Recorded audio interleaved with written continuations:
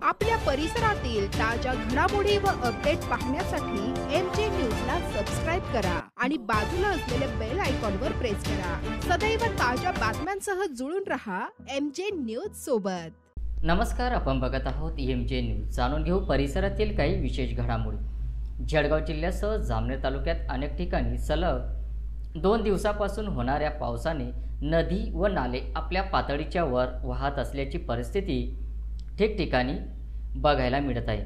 अशीच परिस्थिती जामनेर तालुक्यातील असलेल्या वाघूर, कांग या नद्यांना मोठे पूर आल्याचे चित्र दिसत आहे। जामनेर तालुक्यातील नेरी येथील वाघूर नदीला मोठा पूर आला आहे। जामनेर तालुक्यातील नेरी येथील वाघूर नदीला मोठा पूर आला असून जामनेर तालुक्यातील वाघूर धरण या नदीवरच बांधण्यात आले आहे। या नदीमुळे जामनेर तालुक्यासह अनेक गावांना या धरणातून पाणी पुरवठा केला जातो। मान्सूनच्या आगमन झाल्यापासून जळगाव जिल्ह्यासह जामनेर तालुक्यात तुरळक पाऊस आल्याने शेतकरी चिंताजनक दिसत होता।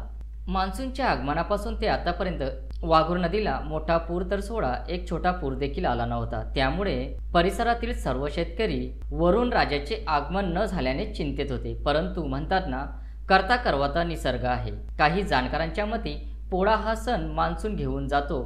आज मान्सूनचा शेवटचा दिवस आणि आजच जामनेर तालुक्यातील नद्या ह्या पुराने भरलेल्या दिसून येत आहे। जामनेर तालुक्यातील नेरी येथील वाघूर नदीला मोठा पूर आला आहे। सर्व शेतकरी व पंचक्रोशीत आनंदाचे वातावरण दिसत आहे।